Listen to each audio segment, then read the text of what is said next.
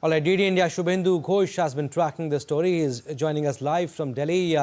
Good morning, Shubhendu. First of all, tell us what's at stake for Prime Minister Shigeru Ishiba and how crucial are these elections for his political future? Good morning, Abhishek. That's right. Hugely significant elections taking place in Japan for the upper house. And for Prime Minister Shigeru Ishiba, these are very, very crucial, personally as well as politically. As you mentioned in the update, that at present he leads a minority government in the lower house. They lost the majority. A quick political recap.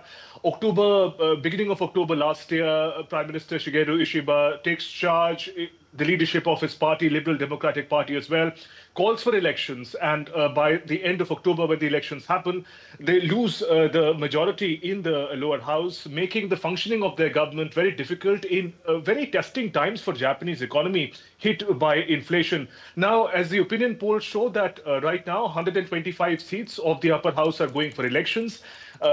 Liberal Democratic Party, led by Ishiba, needs at least 50 seats to retain the majority in the upper house. Opinion polls show that they are going to fall short of it. Now, if they fall short, lose the majority in the upper house, it may not bring down the government immediately, but it will be a big setback for Prime Minister Ishiba.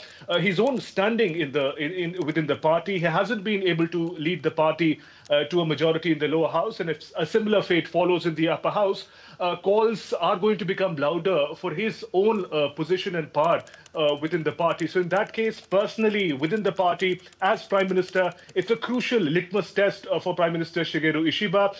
The government will continue to work on. He will have to compromise with other opposition parties to take forward his reforms at a time when Japan is going through very crucial times, both domestically as well as in global economic setup. So in that sense, what happens in these elections are going to determine what kind of political and economic future can Japan look forward to. Okay, Shubhendu, you said litmus test for Prime Minister Shigeru Ishiba. Testing times for Japanese economy and elections happening at a very crucial time. What are the key issues driving voters to the polls, Shubhendu, and who are the main players, if you could tell us, in contention? Right, Abhishek, at the heart of it is the cost of living. Past many weeks, what has made news coming out of Japan is the rising cost of living for ordinary Japanese people. The cost of rice, for example, is a staple diet in Japan. The cost of rice has doubled in the last year or so. The supply chain of rice has been challenging. So access to basic diet has been challenging for an advanced economy like Japan. Inflation is at a 2-year high at about 3%. There's also a shrinking population. At the heart of it, those very fundamentals of any economy are presenting worrying signs for Japan. Also vis-a-vis United States, which is a very important major export destination for Japan. President Donald Trump's tariffs are waiting for the deadline of 1st of August. The deal talks have been stalled. These elections are taking place at the moment. Japan is a major exporter of automobiles to America, over $150 billion worth of exports taking place there, and 25% tariff is going to be a huge setback for a Japanese economy.